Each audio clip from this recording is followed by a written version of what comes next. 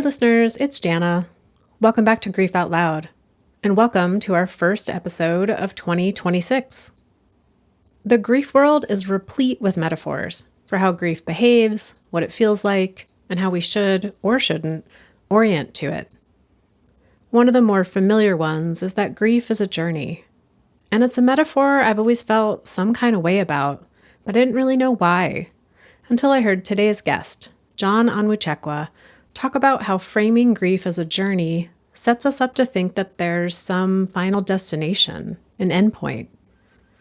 For John, it's more accurate to think about grief as a language that we learn and one that we try to become more fluent in. As we grow with and around our grief, we acquire new words and stories to help understand the experience and to communicate it to others. John's introduction to this language came on April 14th, 2015, when he got a call that his brother Sam had died. This sudden, shocking loss altered so much for John, including his priorities and his understanding of how grief unfolds.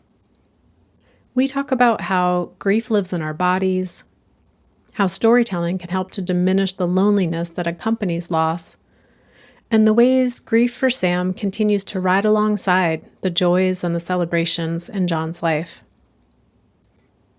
John Onwuchekwa is a thinker, writer, storyteller, and social entrepreneur whose work explores how people move through grief, meaning-making, and human flourishing. Okay, here's our conversation.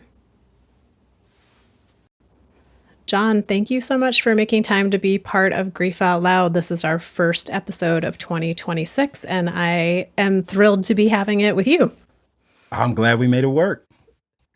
So, as I was doing a little research, as I like to do, also called deep dive stalking on potential guests, of the things I learned about you, the word that comes to mind is multi-passionate. So I'm curious what you would like to tell listeners about who you are in this world. Yeah, so this is funny, right? We talked about this some. It was after completing my doctorate at 40 years old, after 16 years as a pastor, written a few books, started a coffee company that, Food and Wine in 2022 said this is one of the best 50 in the United States artists I write. And so it's like, after I did all that, at 40, I was diagnosed with ADHD formally because my daughter had it as well. And it was like, that is it. I think my whole life I was like, I like this and I like this and I like this and. And I saw all this stuff as a distraction, and then getting a chance to sit down and to talk with somebody, there was this sense of like, like this is what uniquely like makes me me. So one of the things that I've learned about me is that I don't just do a lot of things like most people be like, how does this relate to this or this relate to that? I found it's like, no, I just do the same like two things in a bunch of different spaces, right? And those two things are like, I ideate and create. I come up with new solutions, it feels like, to old problems. After I do that, I spend my time galvanizing people and resources to be a part of it. So my whole life can be summed up in a few phrases, right? And it's, I've got an idea, and let me tell you about it. And then it's like, all right, glad to have you on the team. And then life goes on. So that's me in a nutshell. Father, husband, son, brother, friend, author, creator, writer, team builder, grief advocate, and storyteller. Yeah, and I know one of those areas where you've done a lot of like, hey, I've got an idea, let me tell you about it, is Right. grief, and being very public about grief, and also the creator of some of the most new fascinating metaphors for grief. Like I've heard you Yes, talk yes, yes. about grief being a non-perishable food item, Food item. Yeah. and that likening it to a can of black beans. I was like, oh, that's a new one. I'm going to put that Right. one Yeah. in the. Come on. Yeah, yeah, yeah. And I know your entry, well, maybe your more public entry into grief was the death of your brother Sam back in Yes. April of Yes. 2015, and you've told the story of getting the news of his death many times. So I'm curious, in this arena, what story about his life would you like to tell? Oh, wow. Yeah, yeah. Thank you. You know, Sam was one of the hardest workers I've ever met in my life, right? And when I say like one of the hardest workers, I think one of the things that I mean by that is I say one of, there's two people that come into my mind when I think of hard work, and it is Sam and my dad. Both of them just had a motor. My mom there's as well too. Like just that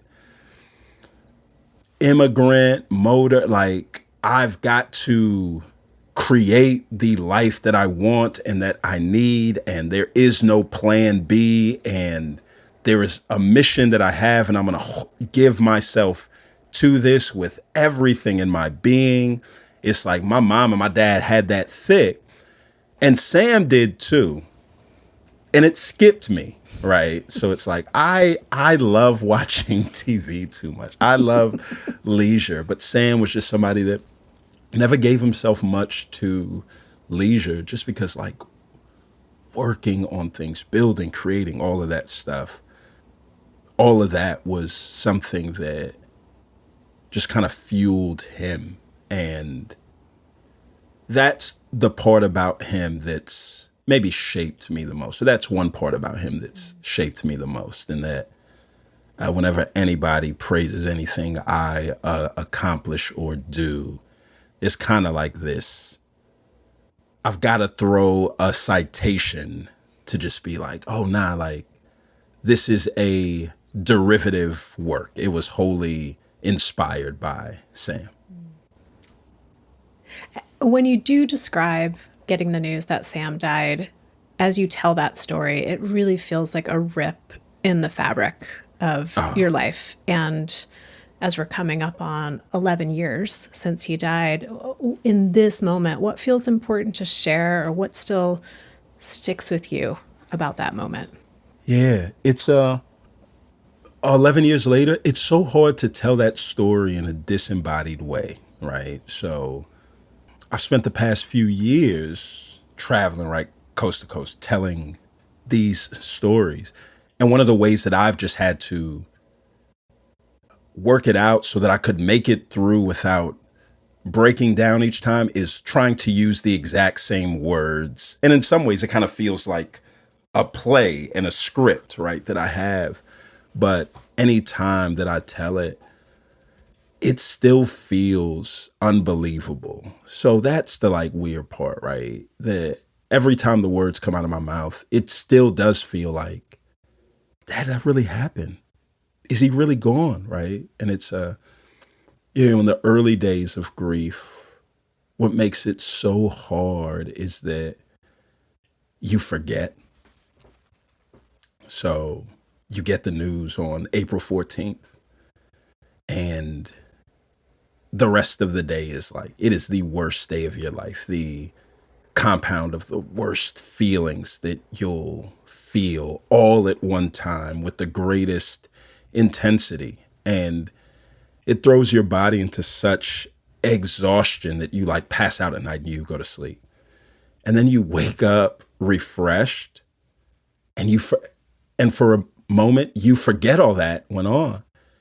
And then you like remember, and you relive it all again in your body. And so that eventually goes away, but there's the intensity of it goes away. But I still am shocked by the way that when I say it, I still have to be like, damn, like that's real. It really happened. He's really not here. As you're talking about it, it's almost as if we have to teach ourselves again and again that this Yeah, oh person yeah. is no longer here in the form that we had them in our lives. And Yeah. has that been true for you for other losses, that sense of ongoing unrealness, or does that feel kind of unique? No, this is unique here. And I think the thing that I've learned like from that is that with other losses, it's like, oh yeah, no. I just didn't care about them that much. They didn't hold an important place in my life. So whether they were here or not in this world, it didn't matter. It was inconsequential to the way that I moved through the world. So it didn't have the same like shock. And with this one, it was, oh no, this has changed me. Like Sam died, he passed, he is fully gone. I'm still here, but parts of me are buried, right, in Dallas, Texas, where he is, and I just move through the world in a way where I realize that to be true and important and consequential. Almost as if there's parts of ourselves that are located within that relationship with that person, and we lose Yes. access maybe to that part of ourselves. Yeah. And yeah, and you just don't know when or how or if you'll ever get those things back. And more so, it's like you don't even know what those parts are, right? It's a Howard Thurman says, the testimony of mankind is that man didn't know how broken he was until he was made whole. I remember the first time I started taking these ADHD meds. And it was a day that I had a bunch of like boring Zoom meetings. And I took the meds, and most of the time, like, you can't see this now. I've got a very like wide screen because if I'm in a meeting on Zoom, not with you, right? But if I'm in a meeting on Zoom, I have to check my bank statement and send off texts and do all of this stuff. But I remember at the end of that day, it was like I was locked in, and I got done with those Zoom meetings, and I'm like, oh, I didn't have to do any of that. And I was just gripped by how quiet my head was. And it was like, oh, my head was noisy. And I had just lived with the noise so long that I didn't know that it was an obstacle for me getting things done, right? And I just bring that up because there are aspects of me that I think, that died with Sam that I'm not really reminded of until somebody else is like, yo, you know that you don't anymore. Or it's been a long time since it, and you just step back and it was like, oh yeah. Oh yeah, that was me prior to April 14th, 2015. And yeah. What are some examples of the way that you were dramatically changed by Sam's death? Yeah. And they'll range from like unimportant to very important. I'm terrible today, and I have been for the past 11 years when it comes to returning phone calls, text, emails. I'm unapologetically not good at it, right? So, and I don't do it well. And I think it was I'm unapologetically not good at it. I don't do it well. I don't apologize for it, and I don't feel bad about it. And I don't work hard at it. Prior to Sam, I worked very, very hard. The inbox had to be, people had to just know that if they called or they reached out, they were the priority. And I just lived with, I think, a distorted type of other centeredness that wasn't really about them at all. It was about me protecting a version of me that I wanted to have in their head. So it seemed very selfless, but it was really selfish. It was all about me.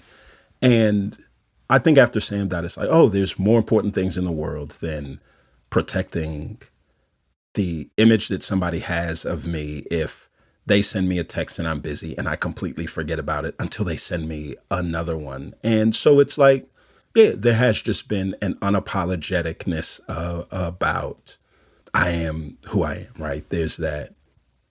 Uh, I'm much less of an optimist than I was prior to when Sam died. I I'm still an optimist, and there are times where I believe I can do anything. I think prior to Sam dying, I was a naive optimist, and I just felt like life generally works out good, and the inputs of life match the outputs. That's what I thought, and I've learned, nah, life is a lottery in some sense, and there's no way to guarantee the outputs for the inputs that you put in. And therefore, I think prior to Sam's death, I was very concerned about achievement and goals and outputs and things that I wanted to build in this life. After Sam's death, I am much less extrinsically motivated to do the things that I do. It's a listen, whatever outcomes come, they may come, but I just want to spend my time being intrinsic, like liking what I do and who I do that with. And that is a better pathway towards joy than that. Sam's death has caused me to, there's lots of things that it's like, even presently, like re-evaluating family and just like, if I'm good at it or not, right? In some ways, it's like, I know I'm a good father to my daughter. I know I'm a good friend to my friends. They feel like family. And in so many other aspects of my life, it's like everybody else that is family, they would look and there's noticeable and understandable critiques in how I relate to family. I could be and I should be a much better son and call my mom more. I should be a better brother and call my brothers and sisters more, talk with them and be in their lives. Like out of all the family that I had, and it's my mom and my dad, and there were five of us kids.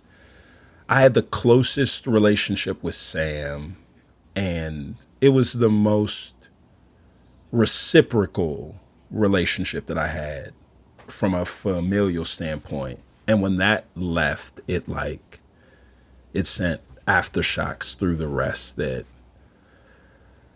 yeah, I'm still trying to make sense of. And so, yeah, that last one was it's very fresh.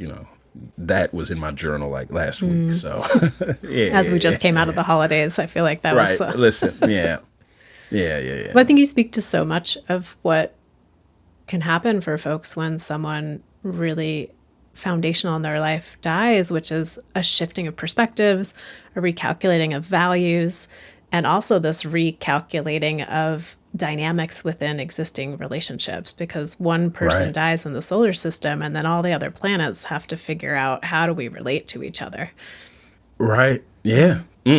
That is, that's an excellent metaphor. That's a great way. Yeah. We can just go back and Yeah. forth with our metaphors today, John. Right. Yeah, for sure. One thing I've heard you talk about that really stood out to me was moving from this idea of grief being a journey with some sort of endpoint to grief being a language that we're learning to become fluent in. So I wonder if you could say a little bit about that. That's it. I feel like that is like, yeah. I feel like in some ways it's like that little framework, right? I kind of feel like that's what I've been placed here in the world to do, right? Like that piece. I think metaphors, right? They matter. They help us not just grasp concepts, but navigate reality, how we move through it, right? So, a bad one on something as important as grief and loss isn't just unhelpful, it is harmful, right? It is, the predominant metaphor used for grief is that grief is some kind of a journey, and journeys start and they have ends. And so people come into this thing and it's like, hey, you're starting your grief journey. I'm going to be here with you as long as you need, and journey, journey, journey. And it just ingrains in people like, oh, all right. So at some point, this journey's going to end. And I think when people think that there is an end in sight, the only thing that they get is the only thing in the world that is worse than real pain, and that is false hope. They go into the cave of grief, and people convince them that it is a tunnel with some light at the end. And they walk and walk and walk, and they do not see the light at the end. And they're convinced that they're blind until they run into a brick wall. And then they get up and look for a light, and they start to walk towards some light, and they find themselves at the entrance of the tunnel. And then they come out and they're shocked because it's like, no, no, wait, this is where I was when I started, right? And I think it just sets people up to fail and to look for the wrong thing. So I think maybe it's more helpful not to think of grief as a journey, but to think of grief as a language. And languages have different goals, right? The goal of a language is not to finish, it is to become fluent. Language was created for the purpose of connection. Language was created for the purpose of sharing stories. Language was made not to solve the issue of loss, which people think is the big thing with grief. Language was created to cure and to curb loneliness. And I think that loneliness is the subversive, the subtle, the undercover enemy of grief, right? It is the source of all the symptoms that we feel. And so I find that, oh, all right, maybe if we think of grief as that, then at the end of the day, people say, all right, if grief is not a journey, then maybe I'm not supposed to look for an end. If it's a language, maybe I need to get as good as I can in this language in order that I wouldn't feel alone. And I think that when people do that, that's when they start to find it, like hope in grief, right? Like, and I've said this, I mean, so many times. So forgive me if I heard it or you heard it, or if people are on the podcast and like, he says this all the time, right? I used to say my daughter was scared of the dark. And it was because she would have these terrible nightmares, and she'd get up and she'd sprint down the hallway into our room and climb in the bed next to me and be like, Daddy, can I cuddle with you? And we're like, yeah, I'm like, yeah, baby. And, she goes to sleep, and it's cute for the first little bit, but then she starts to like kick me in the back and the throat. And it's like, hey, well, you've got to go to your bed, sweetheart. And so as I send her back down the dark hallway that she was scared of, she says two things. One is a statement. The other is a request. The statement is unsurprising. It's the request that shocks me the most.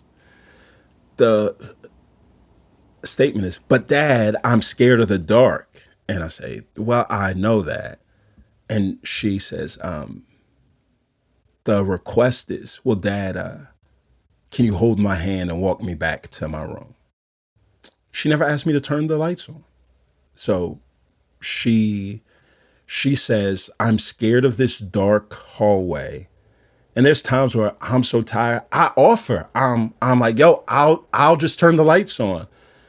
And she was like, she's like, no, no, no, no. I'd rather walk with you in the dark than to walk by myself in the dark or the light, right? And so it's that my daughter's not scared of the dark. She's scared of being alone in the dark, right? Grief is not, I don't think people are scared of grief. I think they're scared of being alone in their grief. And part of what makes people feel alone is that we just live in a world that is so unfluent, influent, right? Not fluent when it comes to grief. Like everything that people know to say feels like the wrong thing to say. And it doesn't help. And the most shared language that we have for grief is the most shallow language. And nobody knows the source, right? Like, where did you learn to say sorry for your loss, right? Probably from the same place that you learn to say bless you when somebody sneezes. So we all have it and it's all shared, but it doesn't work or help. And so I've just, yeah, it kind of feels like as of now, my life's work is, yeah, trying to find the right words when there are none. The other thing I hadn't thought about from this perspective of grief being more of a language that we learn over time versus being a journey that we, go through calamities and then we get to the end, Yeah. is this idea that most languages come with a past tense, a present tense, and a future tense. And that so many people think grief is going to be only in the past tense. And they get Right. very caught off guard and upset by the fact that grief also lives in the future tense, that we continue to walk into that cave of grief when we hit a new phase of our life. Because now Right. we've moved into a new place of knowing ourselves without that person there. No place to put what we know about ourselves. There's no location with that person to do that with. So, Yes. That's that yeah, is beautiful. It's the reason why, right? The 5 stages of grief were never meant to be a linear pathway that you go on and you complete, right? When those stages were created, they were created by studying terminally ill patients that were on their way to death, not the people that they left behind. So, if I have a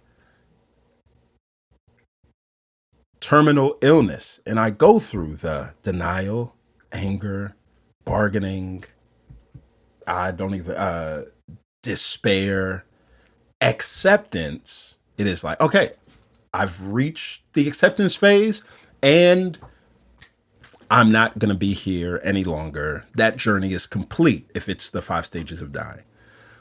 When you're grieving, it's like, okay, I went through all five of those stages. And then 2 years to the date that my brother took his last breath, after 10 years of unexplained infertility, my daughter's born and she takes her first breath. And now I'm full of joy, but now I'm angry. Why? Because he's not here to see that. And I'm like, wait a minute. I thought I went through all the five. Why am I back? And you just start to find that no, that as life goes on, it is a cycle. And that's what I'm saying. There is no end. And then if there is no end, right, then what is the purpose of those events? What is the usefulness of those stories? Toni Morrison has this concept called rememory that she coined. And it's just, it's the act of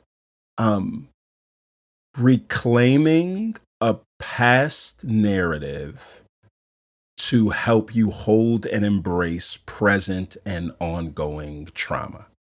So you reclaim a past story to reframe present and ongoing trauma.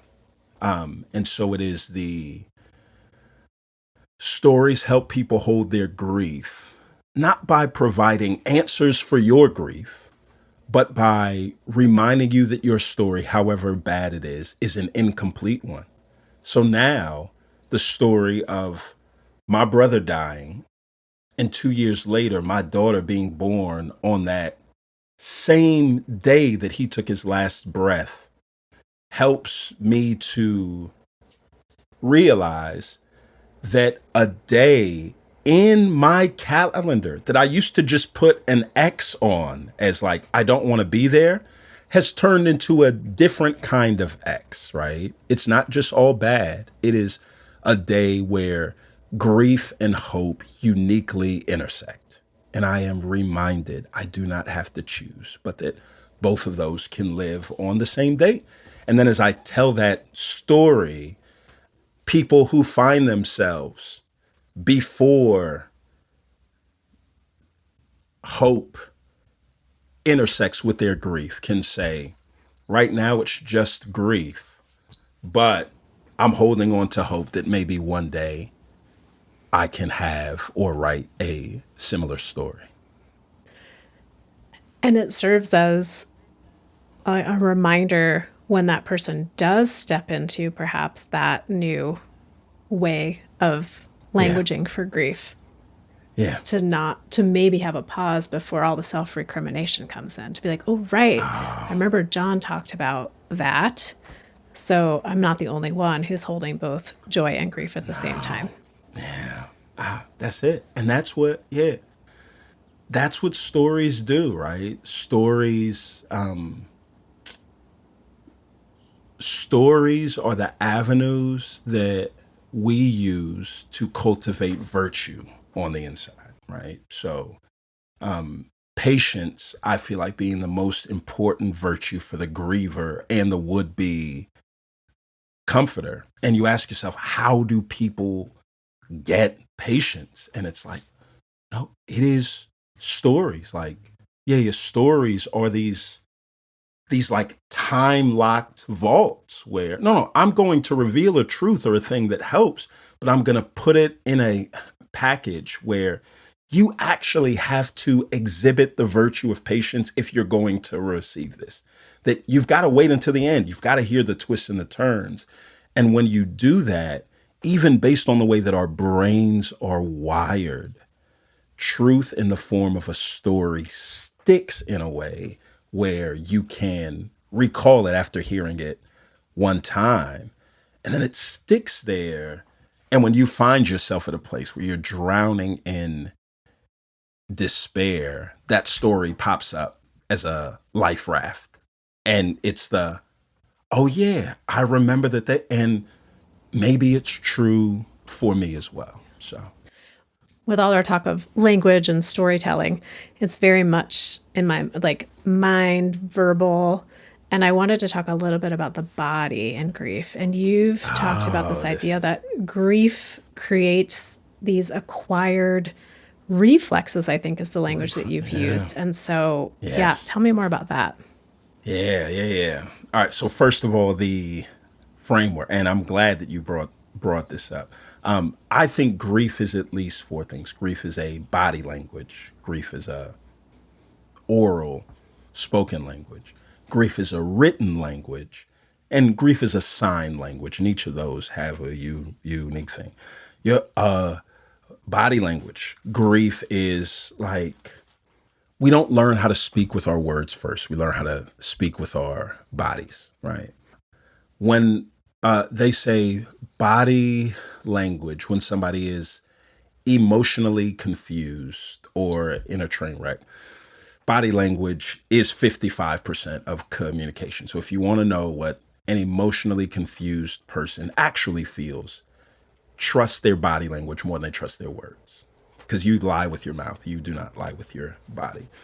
And when we do that, we find that with grief, like our body's not a liar. It's meant to be a liaison. It's meant to remind us that we're holding on to something, that the grief hasn't left, that it is there, that our body reacts, right? I do not need a calendar or an alarm clock to remind me April 14th is around the corner, right? There's a literal 28-day span between my brother's birthday and the day that he passed.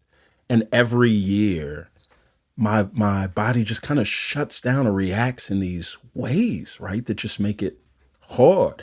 I got the news at a Longhorn Steakhouse in Orlando that my brother died. I have not eaten at a Longhorn Steakhouse since.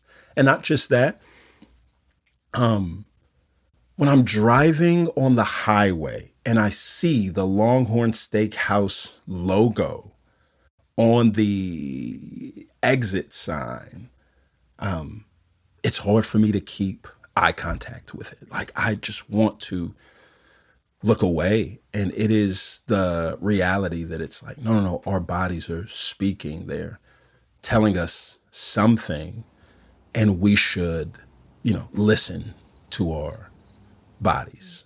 Right. Yeah. Yeah, I think about the bracing and the flinching that can often happen. And sometimes that happens in interacting with other people about our grief, but sometimes just interacting with the world or photos or memories. There can be a bracing for something that's coming and then a flinching when something doesn't feel Yeah. quite right about it. It is and this, yeah, right. It's like, you know, grief is a written language. It's like when you write, it forces you to linger long enough on the page for you to remember and to rewrite your story. And so, even as I'm writing this book on grief as a language, and I'm recounting all of these stories between me and Sam, there's this one time where it's like me and Sam were 15 months apart, 16 months apart. And by the time we had to get fitted for like tuxes and for like proms, weddings, we were the same height and the same weight.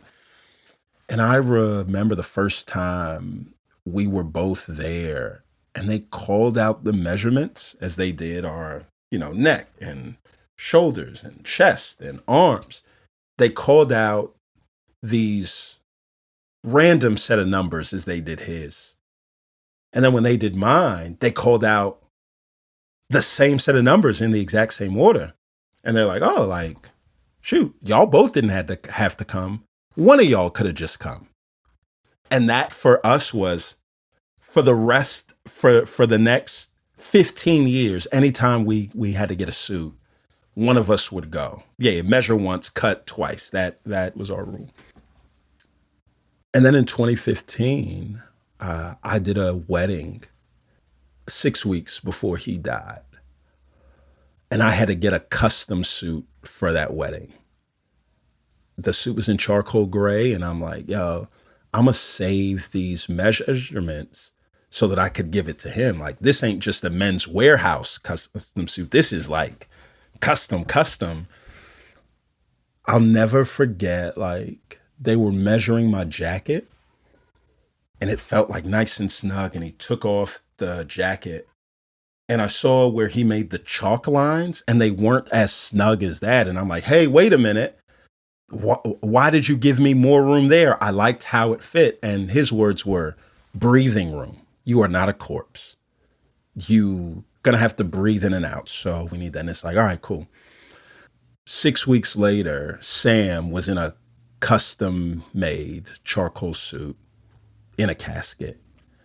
And I realized at that point, it's like the measurements for my suit would have been too loose for him because he needed a suit that was custom made for a breathless body.